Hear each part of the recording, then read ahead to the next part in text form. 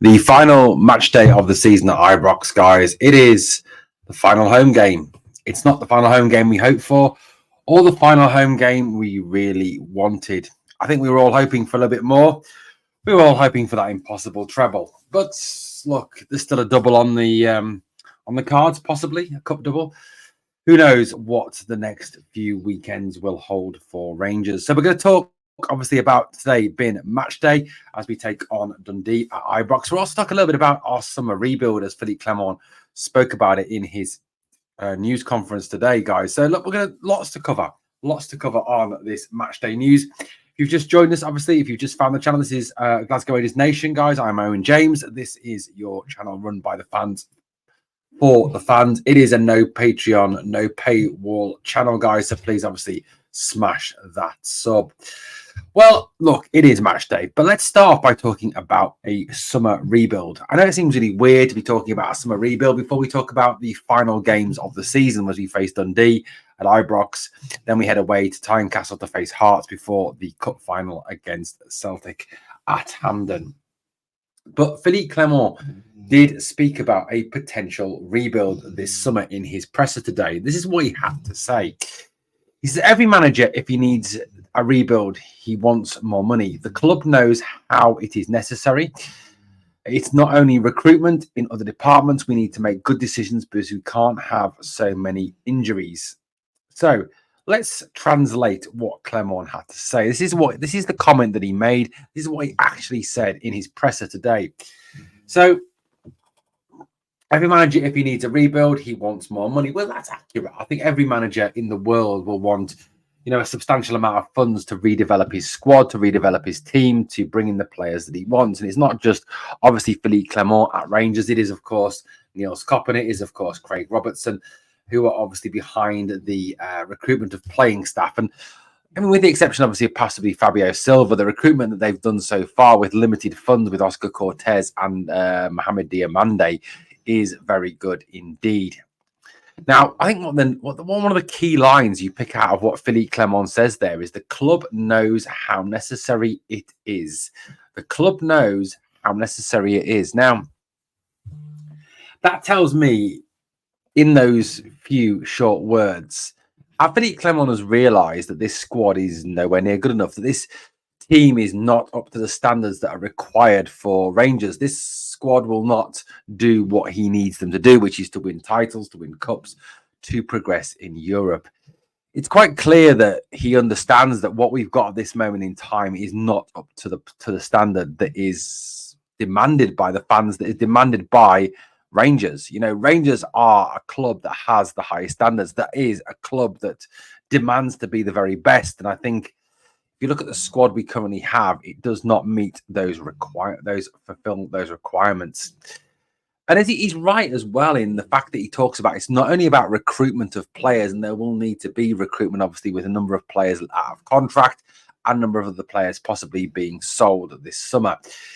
It's also about those injuries, about those ridiculous injuries that we have. The amount of players that are currently missing from this squad that are unavailable for selection is utterly ridiculous. As Phillipe Clement said in his conference yesterday, Suter is out, Goldson is out, Balogun is out, Sterling is out, Lundstrom, no great loss, Lawrence, Cortez, Matondo, Seema, Danilo, and Rice, 11 players, all missing. You know what? It's utterly ridiculous how many players we are currently missing on these final 3 games. Now, there is hope that some of those will return before the end of the season.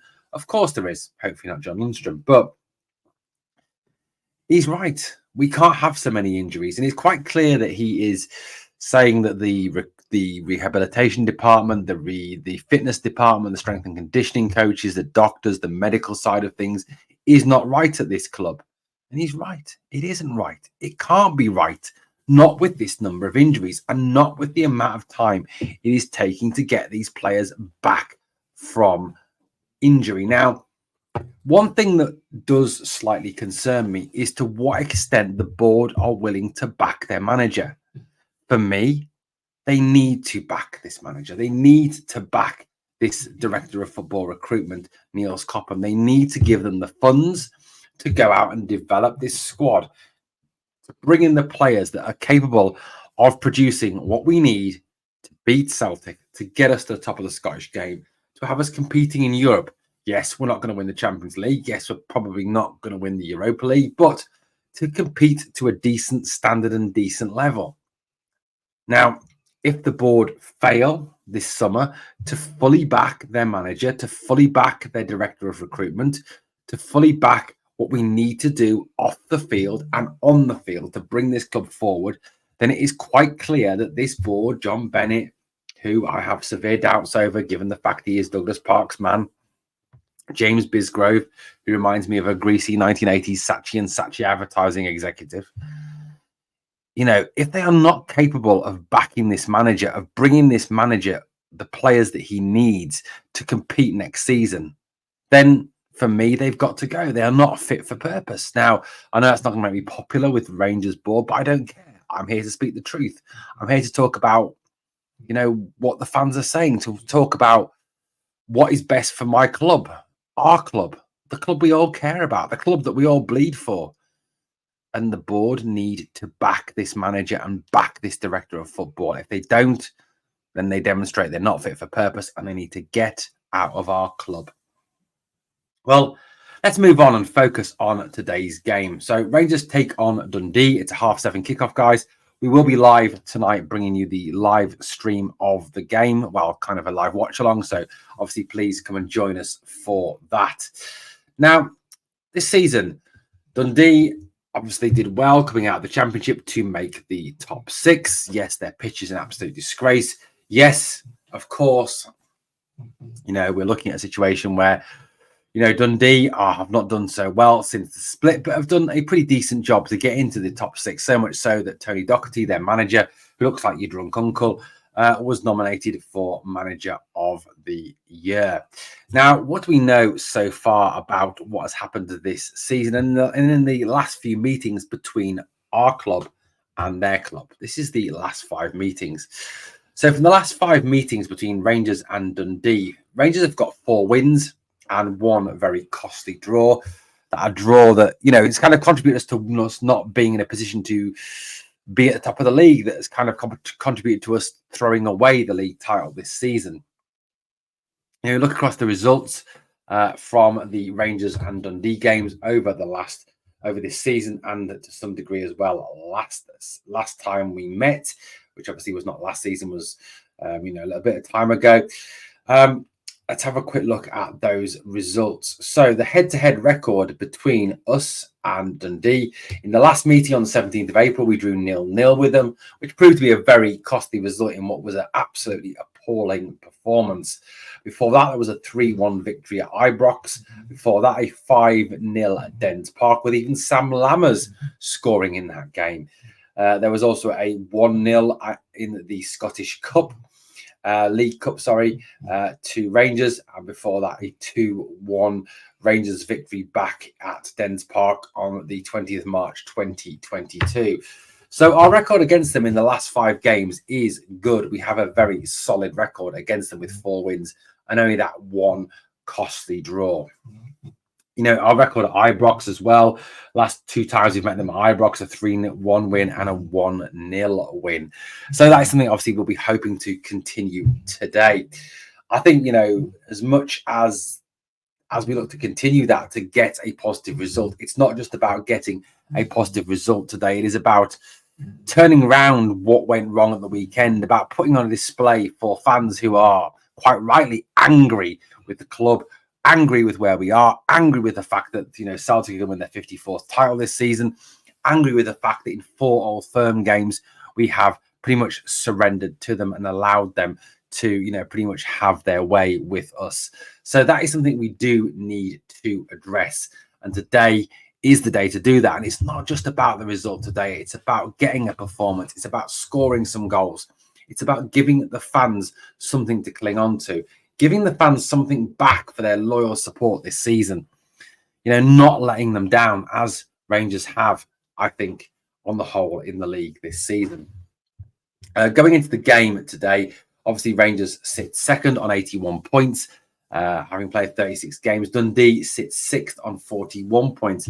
Incidentally, Aberdeen and Hibernian and Motherwell all have more points than Dundee at this stage of the season, which is utterly ridiculous. The team in 6th, in theory, has less points than the team in 7th, 8th and 9th due to this absolutely ridiculous split that goes on in our league. Now, look, going into this week, going into today's game, Dundee are not on a particularly great run of form. Since the split, they have lost all their games, including games at Dens Park, going down 2-1 to Celtic, 3-1 to St Mirren. I mean, that's a pretty shocking result given the fact that St Mirren pretty much stumbled over the line. And then last Saturday, they were defeated 3-0 by Hearts, who pretty much walked that game, a game that was exceptionally easy for Hearts by all accounts. So they're coming off the back of 3 defeats, which I think, you know, it does really show, doesn't it, how bad that nil-nil draw with them was, how awful that result was, that you know, a result that really did cost us, a result that was just shocking, and the performance that was shocking, that we then obviously look at these results they've got against Celtic, against St Mirren, against Hearts, and kind of puts into perspective how bad we must have been. Their team last time out was Astley, not Rick. Obviously at the back they went a 3-5-2. Luke McCowan, who's one of their top players, did play. Bakayoko, another promising player. I think, you know, they're going to pretty much going with a 3-5-2 into this game against us. That I think that's the way they're going to, you know, they're going to line up. Obviously, you know, McCracken is their goalkeeper. He's decent. He's not brilliant. He's not world class. He's certainly not in the same league as our Jack Butland. A back 3, obviously, of Astley, Portales and Donnelly. Midfield 5 of McGee, Cameron, Boateng, McCowan and Dodgson. And then Mellon and Bakayoko up front. I mean, it's certainly not a team that would strike fear into you, a team that would cause you to have sleepless nights, a team that would cause you the same amount of problems that, you know, Celtic caused us on Saturday, or even that Hearts could potentially cause us on the final weekend of the season. The players, you obviously got to watch out for that. I think Bakayoko and McCowan are their top players. They're the players that we really do need to be watching out for. Now, we know going into this game that Rangers are exceptionally limited in terms of their options. Now, I showed you earlier that graphic with how many players we are currently missing. And, you know, you look at that list of 11 players, and, you know, Suter, a starter. One of Goldson and Balogun, a starter. Sterling, a starter. Lundstrom, unfortunately, a starter. Lawrence, probably not. Cortez, a starter. Matondo, a super sub. Seema, a starter. Danilo, a starter. You know, there's a number of players that potentially would actually play if they were fit. I mean, could you imagine a front 4 of Cortez, Cantwell, Seema and Danilo? Could you imagine the difference in talent and the difference in what they would actually bring to this team? How much more threatening they would make this team? Yet we've been without 3/4 of those players for vast periods of this season.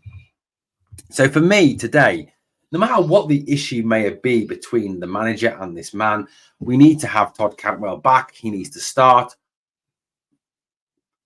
You know, Tom Lawrence is out, yes, and we'll be missing this tie. But look, Tom Lawrence was poor on Saturday. He's been poor against Celtic whenever he's played them. So for me today, Canwell has to start. Yes, Canwell has had mixed form this season. Has Canwell always been at his best? No. But he's a player who has bags of talent, bags of ability, has the ability to turn a game, play a killer pass, unlock a defence. And with a more attacking midfield, with a more forward-thinking midfield, without John Lundstrom being there, it will enable Canwell to receive the ball, I think, further up, to be able to drift where he wants in that front 4 and cause some damage. So for me today, he has to play and he has to start, no matter what the issue is between him and Phillipe Clement. Now, one worry I do have today is that Scott Wright will play. I don't see how Scott Wright continues to get a game. Yes, he has pace. Yes, he provides a structure. But whenever I've seen him play, he just provides absolutely nothing to this team. He doesn't cross the ball into the box, which you'd expect from a winger. He doesn't have the ability to go past someone, which you'd expect from a winger. He doesn't score goals, which you'd expect from a winger. he just seems to contribute absolutely nothing. And with all the injuries, I do have a worry that Phillipe Clement will use Scott Wright. I really hope he doesn't. I don't think he deserves a place in this team.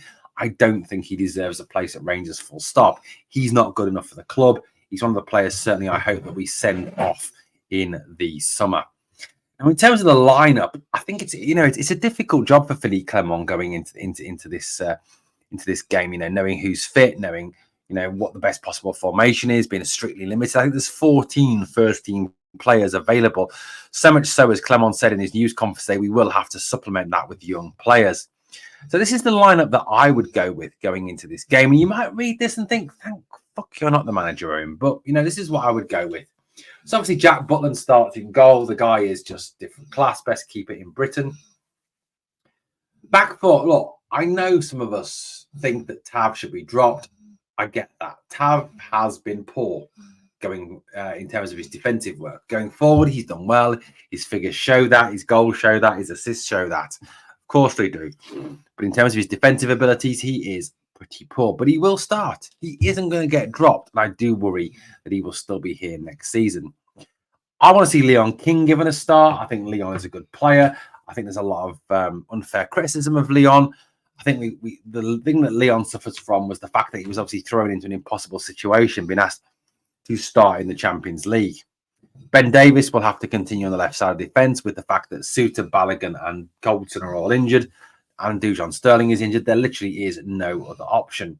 I hope that Ridvan Yilmaz is able to start, as I really do not want to ever see Borna Barisic in a Rangers shirt ever again. So that's my back four. Raskin and Diomande, for me, have to start in those two in front of the back four. I do worry that he won't start Raskin. He'll start a Dowell or he'll start a Lawrence there. Raskin has to be given a game. For me, the midfield looked more lively, looked like it had more legs, just a bit more oomph about it when Raskin came on Saturday against Celtic.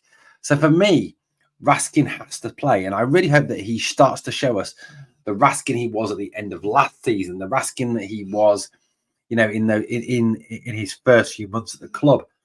He's a good player. He clearly is. He uses the ball well. He gets box to box. He is a good player, and I really do want to see him succeed. The better he succeeds, the less likely we are to see John Lundstrom in the cup final. Diomande has to start. Now, Diomande, for me, my thoughts on Diomande. Class act, will receive the ball in tight areas, will use the ball well, will break the lines, will get forward, will link brilliantly. For me, Diomande has to play, and I think we'll see more from Diomande with Raskin there rather than Lundstrom. I think he drops deep. I think he's less effective when Lundstrom's there because he knows Lundstrom drops way too deep. He's negative. He's slow to build up, whereas Diomande will try and inject some pace. McCausland starts on the right over Scott Wright. God, please. I think Ross deserves a chance. I think, again, the criticism of him has been unfair this season. He is a kid still learning the game. He hasn't got a lot of first-team football experience. The more we give him, the better he will become. He's direct. He runs at play as well. So for me, McCausland on the right. My thoughts. I've already said them on Canwell in the 10 role. Silva has to start because he played well against Celtic. There is nobody else. There's no Matondo. There's no Seaman. There's no Cortez. So, what else have we got? And finally, obviously, Dessers will start front because, look, whatever you think about Dessers, there is literally no one else. Roofy's never match fit. He isn't going to start Josh Gentles or Archie Stevens. So at the end of the day, Dessers will start. Now, the bench today, I really hope we do see some of these young players, likes of Paul Nisio, the likes of Cole McKinnon, even an Archie Stevens. Some young, exciting talent coming through. We do need to use them. He said as much with all the injuries. I want to see them actually get some minutes against Dundee today. As for the result, I'm going to go for a 3-0 victory for Rangers. No matter what, guys, no matter how fed up we are, no matter what we think, at the end of the day, this is our team. This is our blood. This is what matters to us. And it hurts when we lose. We're elated when we win. And even though we think at times, Sodom, can't be arsed with them. They've let me down too many times. They've just, made me feel awful. We can't go back on them. They're our club. It's our religion. It's what we bleed. We get behind them for the final 3 games and the summer holds what the summer holds. but we get behind them for the last 3 games. I know some of them don't deserve it. This is our club. We back our club no matter what. Well, thank you for watching Glasgow Rangers Nation, guys. Please obviously smash the sub on the way out. And the 2 things I always ask of you: number 1, smash that like. It defeats that evil algorithm. And number 2, as always, please remember, never forget, we are the people.